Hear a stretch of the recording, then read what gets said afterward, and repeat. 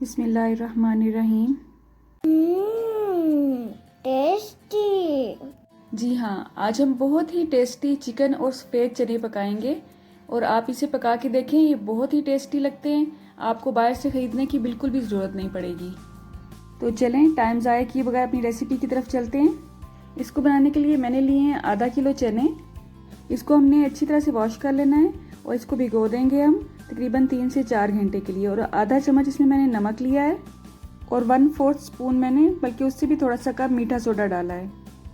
भिगोने से एक तो ये नरम हो जाते हैं, दूसरे इसकी ग़िज़ाइयत में भी इजाफा हो जाता है। उसके बाद तकरीबन 5 से 7 मिनट के लिए हम इसे प्रेशर कुकर में बॉईल कर लेंगे। मैं अपने नए सीखने वालों को बता दूं कि प्रेशर कुकर का टाइम आप उसकी विसल स्टार्ट होने के बाद काउंट किया करें। बॉईल करने के बाद चनों का एक्स्ट्रा पानी हम निकाल देंगे। अब हम एक कढ़ाई लेंगे और उसमें तकरीबन 1 कप के हिसाब से ऑयल लेंगे।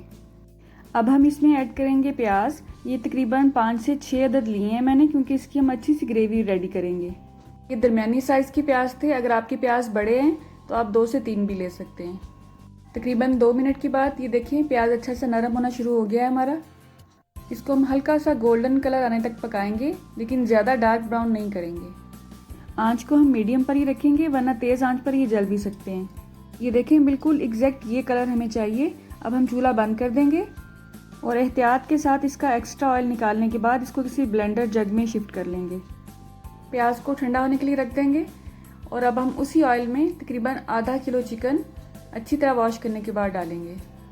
अब चिकन का कलर चेंज होने तक इसको पकाएंगे। और ये देखें, उसी ब्लेंडर जग में मैंने 3 से 4 अदद टमाटर छिलका उतार के डाल लिए हैं। मैं अक्सर बता चुकी हूँ पहले भी कि टमाटर को हमेशा छिलका उतार के इस्तेमाल किया करें, ये हमारी किडनी के लिए बिल्कुल भी अच्छा नहीं होता है। चूल्हे की आंच को मैंने मीडियम पर ही रखा हुआ है और आप देख सकते हैं 2 से 3 मिनट के अंदर अंदर ही चिकन ने कितना अच्छा सा कलर लेना शुरू कर दिया है। इसको हम तब तक पकाएंगे जब तक बोटियों में से ब्लड आना बंद नहीं हो जाएगा। आप देख सकते हैं अभी बोटियों में से ब्लड आ रहा है। इसको अच्छी तरह से अभी हमने और भी भूनना है। तकरीबन 5 मिनट मज़ीद भूनने के बाद अब हम इसमें डालेंगे अदरक और लहसुन का पेस्ट। और कोशिश किया करें हमेशा फ्रेश अदरक और लहसुन को ग्राइंड करें या उसको मैश करें, जिस भी तरीके से आप करती हैं, क्योंकि फ्रिज या फ्रीज़र में प्रिजर्व की हुई अदरक और लहसुन के टेस्ट में और फ्रेश अदरक लहसुन के टेस्ट में बहुत फ़र्क होता है।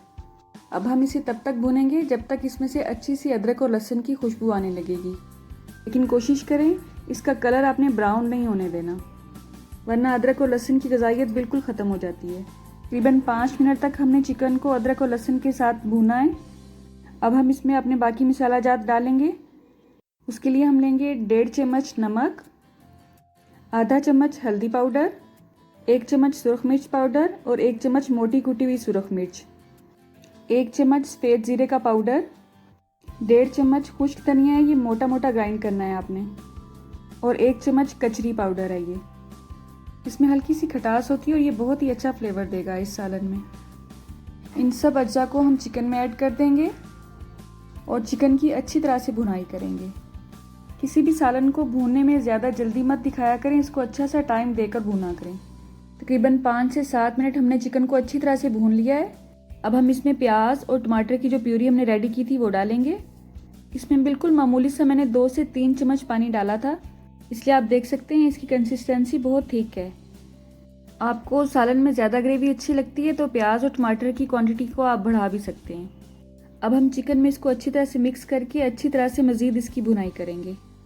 आप देख सकते हैं माशाल्लाह से सालन अभी से ही बहुत ही टेस्टी लगने लगा है। तकरीबन 3 से 4 मिनट भूनने के बाद अब हम इसमें पानी ऐड करेंगे और तकरीबन ½ कप मैं इसमें पानी ले रही हूँ। इसको अच्छी तरह से मिक्स कर देंगे और इसको कवर कर देंगे और तकरीबन 5 से 7 मिनट तक इसको हल्की आंच पर पकने देंगे, ताकि चिकन अच्छी तरह से गल के रेडी हो जाए।